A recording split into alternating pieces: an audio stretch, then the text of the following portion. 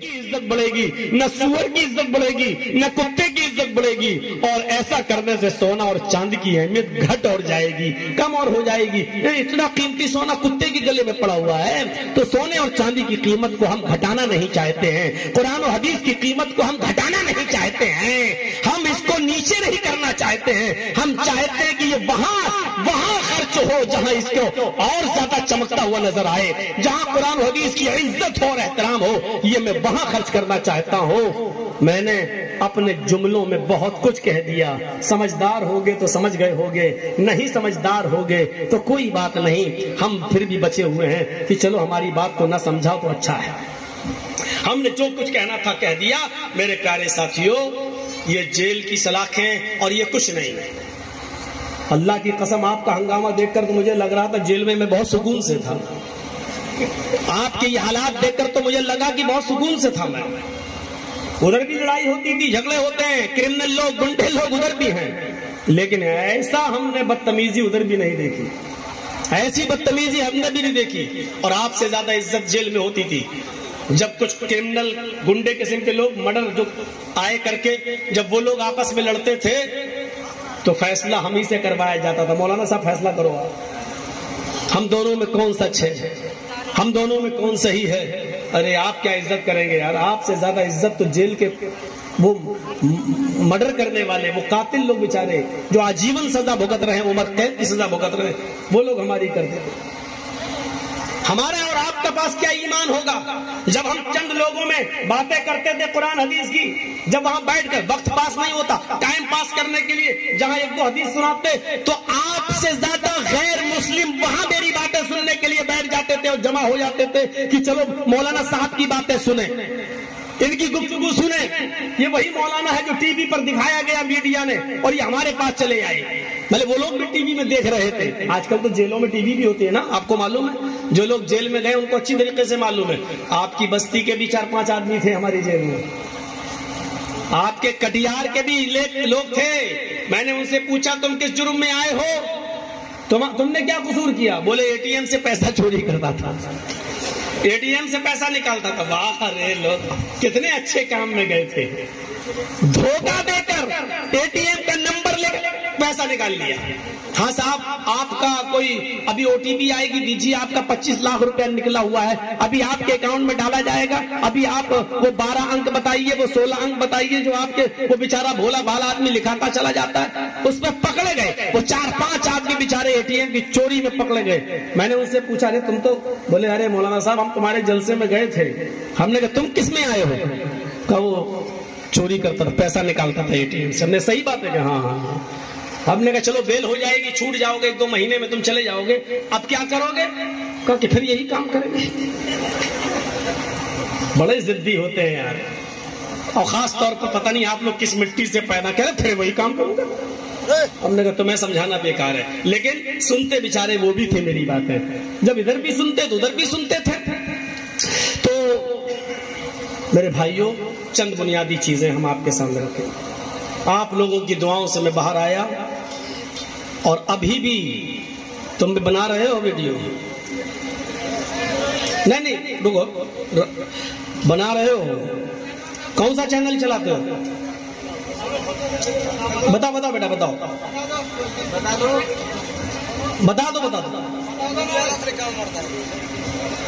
گھر کے لیے بنا رہے ہو؟ کوئی چینل نہیں چلاتے ہو؟ چلو، ایسے تو بہت سے لوگ بنا رہے ہیں، اور بہت سے لوگ چوری چھپ کے بنا رہے ہیں، چھپ کے بنا رہے ہیں. مجھے سب سے زیادہ نقصان پہنچایا ہے انڈین مکس وائس چینل نے. سب سے زیادہ اس نے گندی فوٹوز ڈالی، ننگی لڑکیوں کے فوٹو ڈالے، اور ہماری تقریر میں تھمبل بنائے. مولانا جرجیز کو ہوا ایک لڑکی سے پیار. بتائیے یہ ہیڈنگ ہے؟ کس سے پیار ہوا؟ ابھی کہہ دوں کہ تیری بہن سے تھا کیا؟ اس طریقے کی ہیڈنگ.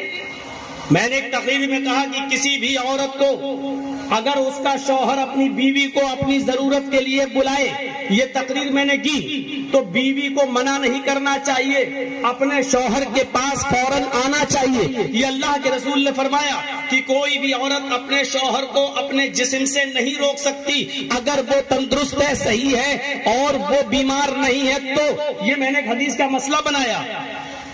بے غیرت چینل والوں نے کیا کیا، لڑکی بنائی، لڑکا بنایا، لڑکی کے اوپر لڑکے کو لٹا دیا، اور ہم بستری کرتے ہوئے دکھا رہے ہیں کہ دیکھیے مولانا جرجیس نے کہا کہ میاں بیوی کبھی اپنی عورت کو نہ روکے۔ ابھی بے غیرتوں، بے شرموں، مرد اور عورت کی فوٹو بنانا ضروری تھی؟ میں نے بے پردگی پر تقریر کی تو بے پردہ عورتوں کی فوٹو بنا دیا اور تھمبل بنا دیا۔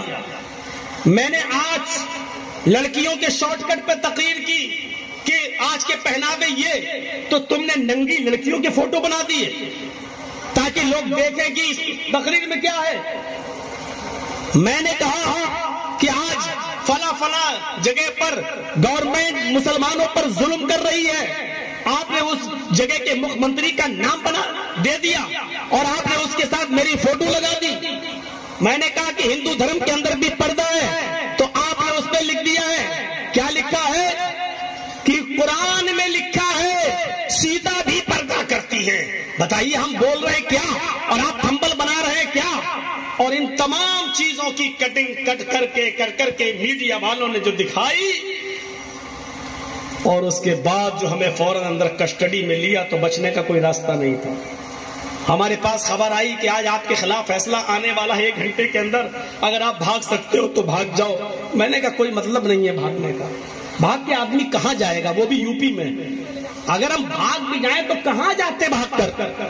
گھر والوں کو پریشان کیا جاتا، ہمارے بوڑھے ماں باپ کو پریشان کیا جاتا، ہمارے بھائیوں کو پریشان کیا جاتا، 1 مہینے کا نوٹس دیا جاتا، آؤ سرنڈر کرو، نہیں آتا تو ہمارے گھر پر بلڈوزر چلا دیا جاتا، اس کو گرا دیا جاتا۔ بھاگنا کوئی کسی اس کا حل نہیں تھا۔ میں نے سامنا کیا، گیا اور سزا کا اعلان سنا، اور سننے کے بعد نکلا تو چہرے پر مسکراہٹ تھی، ہنسی تھی۔ آپ نے ٹی وی پہ سنا ہوگا، اور وہ بھی ٹی وی والا کہہ رہا کتنا بے شرم مولانا ہے، دیکھو 10 سال کی سزا سننے کے بعد بھی ہنس رہا ہے، اس کے چہرے پر ہنسی آ رہی ہے، کتنا بے شرم ہے۔ ابے بے شرم نہیں، بہادر بول، بہادر بول۔ تو جن ہڈیوں پہ پل رہا ہے ان ہڈیوں کو کھا کر تو اس کو بے شرمی بول رہا ہے، تو کیا اس آدمی کی طرح آنسو بہاؤں جو سنسد میں رو رہا تھا، جو بھیک مانگ رہا تھا سنسد میں مگر مچ کے آنسو بہا رہا تھا، اور آج وہ اتر پردیش کا مکھ منتری بنا بیٹھا ہے، سنسد میں رو رہا تھا، اس کی طرح میں روؤں؟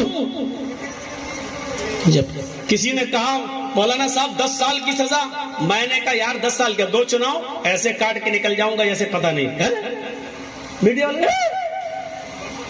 10 سال کا کاٹ لو گے؟ میں نے کہا کیوں، اور لوگ عمر قید کیسے کاٹ لیتے ہیں؟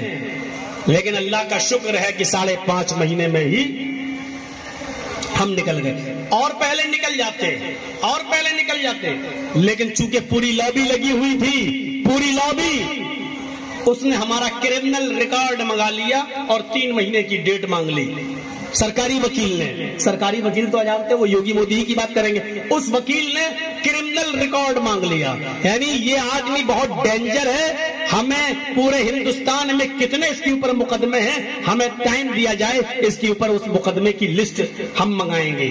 لیکن اللہ کا شکر ہے 3 مہینے کھنگالتا رہا، ڈھونڈتا رہا، تلاش کرتا رہا، ادھر ادھر ہاتھ پیر مارتا رہا، لیکن 3 مہینے ڈھونڈنے کے بعد بھی اس کو ہمارے خلاف ایک بھی مقدمہ نہیں ملا، ایک بھی مقدمہ نہیں ملا۔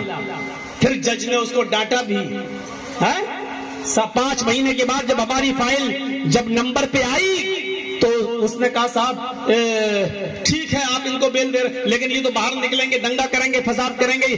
تو جج نے ڈانٹتے ہوئے کہا کہ کیوں دنگا کریں گے؟ کہا یہ ان کے خلاف بولتے ہیں، تو کہا کہ آپ نے تو 3 مہینے کا ٹائم مانگا تھا، میں نے 3 مہینے کا ٹائم دے دیا، اگر یہ ان کے خلاف بولتے ہیں تو کسی جگہ مقدمہ درج کیوں نہیں ہے؟ کسی ایک تھانے میں ان کے اوپر کیس کیوں نہیں ہے؟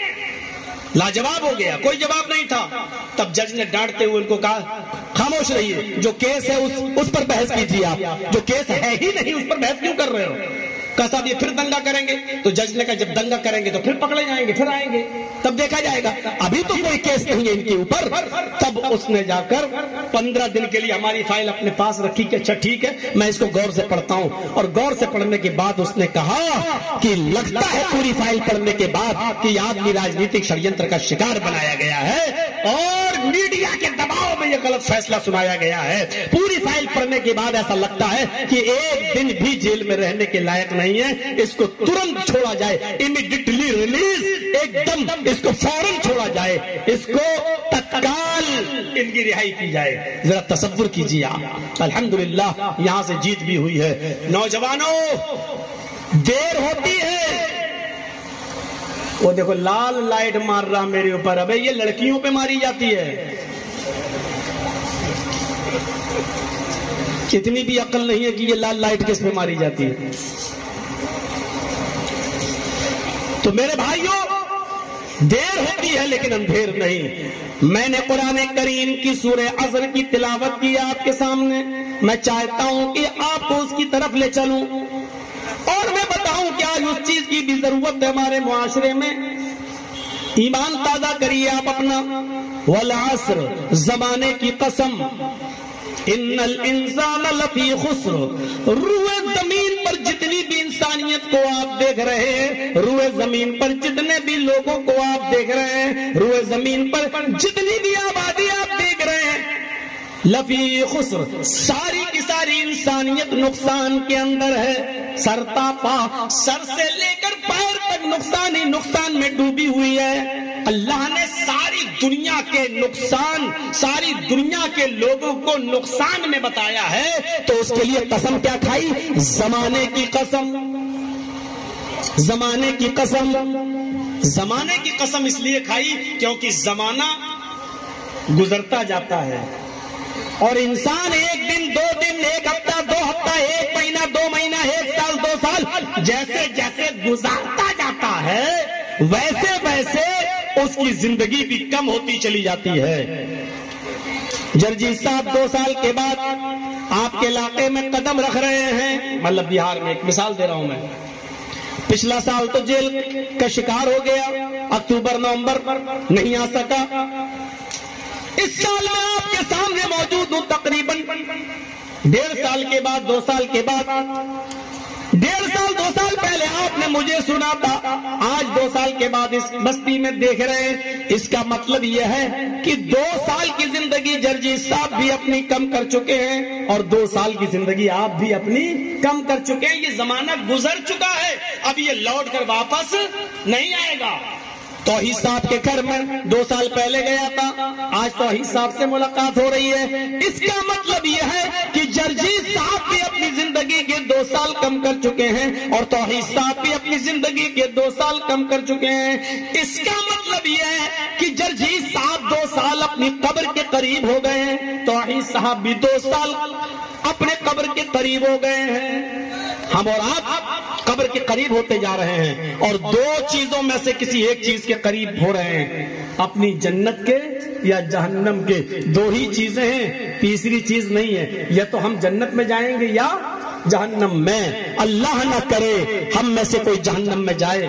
اگر جہنم میں گیا تو اس سے بڑا نقصان کیا ہو سکتا ہے، اس سے بڑا خسارہ. اللہ کہہ رہا ہے کہ ساری انسانیت نقصان میں، جیسے جیسے وہ زندگی گزارتا جا رہا ہے گناہ بھی کرتا جا رہا ہے. اس لیے ساری کی ساری دنیا کی انسانیت نقصان میں ہے کیونکہ عمر گزارتا جا رہا ہے، گناہ کرتا جا رہا ہے اور اپنی جہنم کے قریب بھی ہوتا جا رہا ہے، اپنی جہنم کے قریب بھی ہوتا جا رہا ہے. اب ہم اور آپ اندازہ لگا سکتے ہیں، اندازہ لگائیں اور غور کریں کہ ہم اور آپ قبر کے کتنے قریب ہوتے چلے جا رہے ہیں، ہم اور آپ اپنی جنت کے یا جہنم کے کتنے قریب ہوتے چلے جا رہے ہیں. الا الذین آمنوا وعملوا الصالحات، فرمایا جو لوگ ایمان لائے اور جنہوں نے عمل صالح کیے. جو لوگ ایمان لائے، جنہوں نے عمل صالح کیے، یہ لوگ قیامت کے دن نقصان میں نہیں ہوں گے۔ وتواصوا بالحق وتواصوا بالصبر، جو حق کی وصیت کرتے رہے، حق کا علی الاعلان ڈنڈے کی چوٹ پر حق بات کہتے گئے، اور حق بات کہنے میں جو پریشانیاں اور دشواریاں آئیں ان پر صبر کرتے گئے۔ دو چیزیں بتائی ہیں، ایمان اور عمل صالح، دونوں ضروری ہے۔ ایمان ہوگا تو عمل صالح بھی، عمل صالح ہوگا تو ایمان بھی۔ ایمان ہے عمل صالح نہیں تو بیکار، عمل صالح ہے لیکن ایمان نہیں تو بیکار۔ دونوں چیزیں ہونی چاہیے۔ جیسے موبائل ہے تو سم، اور سم ہو تو موبائل۔ اگر موبائل ہے اور آپ کے پاس سم نہیں ہے تو بیکار ہے، آپ کا موبائل کام نہیں کرے گا۔ جرجیت صاحب نے یہ ایپل کا موبائل خریدا ہے، نہیں ایپل کا، ایک مثال دے رہا ہوں، 1 لاکھ روپے کا موبائل خریدا ہے، اب کان میں لگا کے کہہ رہے ہیلو ہیلو، اب موبائل والے سے کہہ رہے پکا دے اپنا موبائل، کیسا دیا؟ اس میں تو آواز ہی نہیں ہے۔ ارے 1 لاکھ روپے کا موبائل لے رہے ہیں، نہ باپ سے بات ہو رہی، نہ ماں سے بات ہو رہی ہے، نہ دلی نہ بمبئی کہیں بات ہی نہیں ہو رہی ہے۔ کیا کہے گا، پاگل ہو کیا؟ 1 لاکھ کا موبائل لیو تو کیا ہوا؟ اس میں سم تو ڈالو، سم تو ڈالو۔ اچھا 1 لاکھ کا موبائل بھی لوں پھر سم بھی ڈالوں تو فائدہ کیا اس موبائل کو اتنا مہنگا خریدنے کا؟ اب آپ نے سم لے لی، اچھا سم سے بات ہوتی ہے، ہاں اب آپ نے سم لے لی، سم میں 50,000 روپے کا بیلنس بھر دیا، 1 لاکھ روپیہ بیلنس بھر دیا، اب آپ سم کو کان میں لگا کے کہیے ہیلو ہیلو ہیلو، ارے بھائی آواز تو نہیں جا رہی ہے، 1 لاکھ روپے بھی ہم نے سم میں ڈال دیا۔ وہ آدمی کیا کہے گا، پاگل ہو کیا؟ سم میں پیسہ ڈال دینے سے کیا آواز چلی جائے گی؟ اس سم کو موبائل میں تو ڈالو۔ تو پتہ چلا کہ موبائل کے لیے سم ضروری ہے اور سم کے لیے موبائل ضروری، ایمان کے لیے عمل صالح ضروری اور عمل صالح کے لیے ایمان ضروری۔ آپ چاہے کتنی نماز پڑھیے، اگر اس کے اندر اخلاص نہیں ہے تو نماز بیکار۔ چاہے کتنے روزے رکھیے، اگر روزوں کے اندر اخلاص نہیں تو بیکار۔ کتنے بھی صدقہ اور زکات دیجیے، اگر ان کے اندر اخلاص نہیں ہے تو بیکار، تو بیکار۔ لیکن اگر اخلاص ہے تو کمیاں بھی اللہ رب العالمین برداشت، اللہ رب العالمین معاف کر دیتا ہے اگر اخلاص ہے تو۔ صحیح بخاری کے اندر ایک واقعہ آیا ہے، ذرا سنیے گا۔ صحیح بخاری کے اندر ایک واقعہ آیا ہے، اس واقعے کو سنیے۔ بنی اسرائیل میں ایک شخص تھا، وہ رات کی تاریکی میں صدقہ لے کر نکلا۔ وہ چاہتا تھا کہ میں داہنے ہاتھ سے دوں، غریب کی مدد کروں اور بائیں ہاتھ کو خبر نہ ہو، اس طریقے سے مدد کروں کہ داہنے ہاتھ سے دوں اور بائیں ہاتھ کو بھی خبر نہ ہو۔ اس نے سوچا کہ میں رات کے تاریکی میں نکلوں گا۔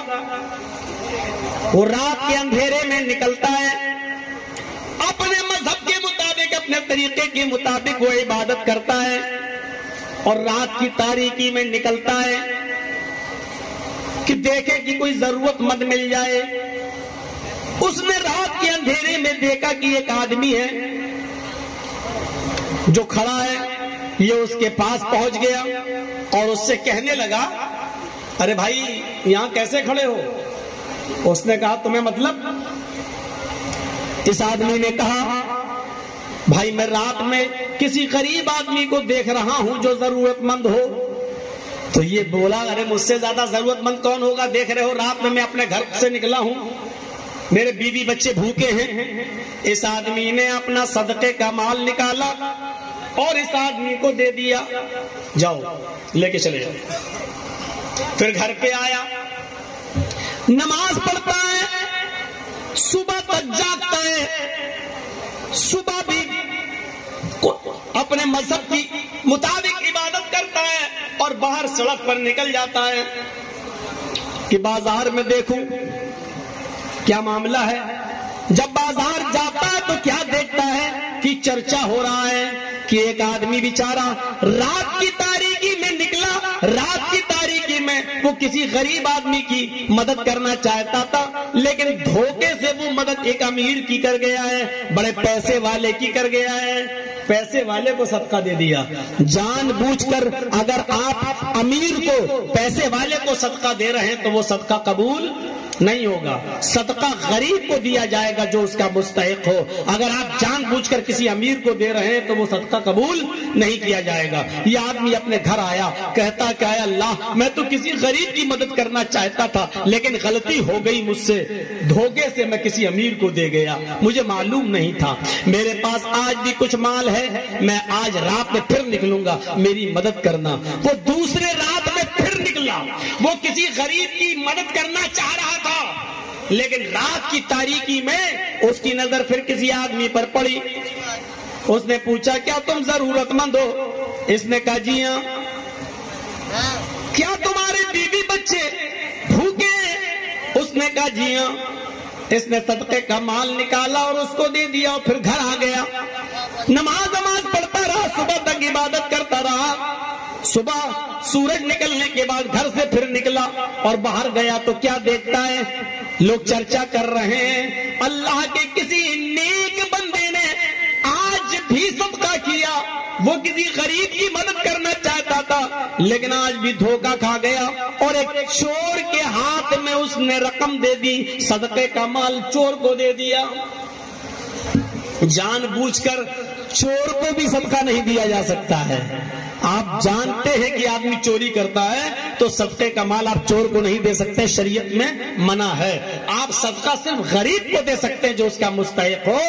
لیکن اس آدمی نے تو دھوکے سے صدقہ دیا, لیکن نیت کیا تھی؟ میں کسی غریب کی مدد کروں, میں کسی غریب کی مدد کروں. یہ آدمی پھر گھر آیا, کہتا ہے اللہ آج بھی میں دھوکہ کھا گیا, کسی غریب کی مدد کرنے کے علاوہ کے بجائے آج میں نے یہ صدقہ اور یہ خیرات میں نے کسی چور کو دے دی. اے اللہ میرے پاس صدقے کا تھوڑا بال اور بچا ہوا ہے, میں آج نکلوں گا رات میں, آج تو میری مدد فرمانا, آج کسی غلط جگہ پر میرا مال نہ جانے پائے, ضرورت مند کو پہنچ جائے. دیکھیے عمل صالح کس کو کہتے ہیں, اخلاص کس کو کہتے ہیں. کیا ہمارے اندر یہ عمل صالح پایا جا رہا ہے؟ کیا یہ اخلاص ہمارے اندر پایا جا رہا ہے؟ کیا یہ جذبہ ہمارے اندر ہے؟ وہ رات کے تاریکی میں تیسرے دن بھی نکلا, تیسری رات بھی صدقہ لے کر نکلا. اب وہ کسی غریب کو دیکھ رہا ہے, اس کی نظر ایک عورت کے اوپر پڑی. اس نے کہا بہن کیا بات؟ اس نے کہا دیکھو میں رات کی تاریکی میں اکیلی ہوں, مجھے بہت پرابلم ہے, گھر کے حالات ٹھیک نہیں ہیں, اس لیے میں نکلی ہوں کہ اللہ کا کوئی بندہ میری مدد کر دے. اس آدمی نے سوچا کہ یہ تو عورت ہے اور عورت بیچاری اتنی مجبوری میں رات میں تبھی نکل سکتی ہے جب وہ مجبور ہو. اس نے پورا کا پورا صدقے کا مال نکالا اور اس عورت کو دے دیا. وہ عورت چلی گئی. یہ آدمی اپنے گھر آیا, عبادت کیا, صبح تک جاگا, سورج نکلنے کے بعد پھر بازار کی طرف گیا. مارکیٹ میں چرچا ہو رہا تھا اللہ کا کوئی نیک بندہ آج بھی دھوکہ کھا گیا. وہ نکلا کسی غریب کی مدد کرنے کے لیے, لیکن آج اس نے کسی بد چلن فاحشہ ایک طوائف کی مدد کر دی ہے. اپنا صدقے کا مال ایک غریب کے بجائے ایک زانی اور بد چلن عورت کو دے دیا ہے, پیشہ ور عورت کو دے دیا. یہ آیا اپنے گھر, کہتا ہے اللہ جتنا مال تھا میرا تقسیم ہو گیا ہے, میں نے جان بوجھ کر امیر کو نہیں دیا, جان بوجھ کر چور کو نہیں دیا, جان بوجھ کر میں نے کسی ویشیا کو, کسی طوائف کو میں نے نہیں دیا. اے میرے پروردگار, اے میرے اللہ, میں نے جان بوجھ کر نہیں دیا. اگر تو مجھے ثواب نہ دے تو مجھے عذاب بھی مت دینا. اگر میرے صدقے کو تو قبول نہ کرے تو اے میرے پروردگار غلط جگہ پر پہنچانے کا عذاب بھی مجھے مت دینا. اب رات میں سو رہا ہے تو خواب میں کیا دیکھتا ہے؟ بخاری شریف کی حدیث, خواب میں دیکھتا ہے کس سے کہا جا رہا ہے اے اللہ کے نیک بندے, تو کسی غریب کی مدد کرنا چاہتا تھا, تیرے دل میں غریب کی مدد کرنے کا جذبہ تھا, تو نے چور کی مدد تو دھوکے سے کی ہے, تو نے تو امیر کی مدد دھوکے سے کی ہے, تو نے تو بد چلن عورت کی مدد دھوکے سے کی ہے. یعنی تجھے پتا نہیں تھا, تیری نیت تو غریب کو تھی مدد کرنے کی تھی، اس نیت کی وجہ سے اللہ تعالیٰ نے تیرے صدقے کو قبول کر لیا ہے، اللہ تعالیٰ نے تیرے صدقے کو قبول کر لیا اور ان تینوں لوگوں کو بھی ہدایت دے دی۔ امیر نے بھی گناہ کا کام چھوڑ دیا اور وہ پیسہ غریبوں میں خرچ کر دیا، چور نے بھی چوری سے توبہ کر لی اور وہ پیسہ غریبوں پہ خرچ کر دیا، اور زانیہ بدچلن عورت نے اپنے پیشے سے توبہ کر لی اور اس پیسے کو غریبوں پر خرچ کر دیا۔ میرے پیارے ساتھیوں، غور کیجئے، یہ ہے عمل صالح۔ کام غلط کر رہا ہے لیکن جان بوجھ کے نہیں کر رہا ہے بلکہ دھوکے سے کر رہا ہے، لیکن نیت اچھی تھی، اس لیے اللہ تبارک و تعالی نے اس کی نیت کی وجہ سے اس کے صدقے کو قبول کر لیا۔ آپ کی نیت اچھی ہونی چاہیے، نیت، لیکن نیت اچھی ہے تو جان بوجھ کر غلط کام آپ کرو گے تو وہ غلط کام جائز نہیں ہو جائے گا۔ مثلا ہمارے پڑوس میں غریب لڑکی رہتی ہے،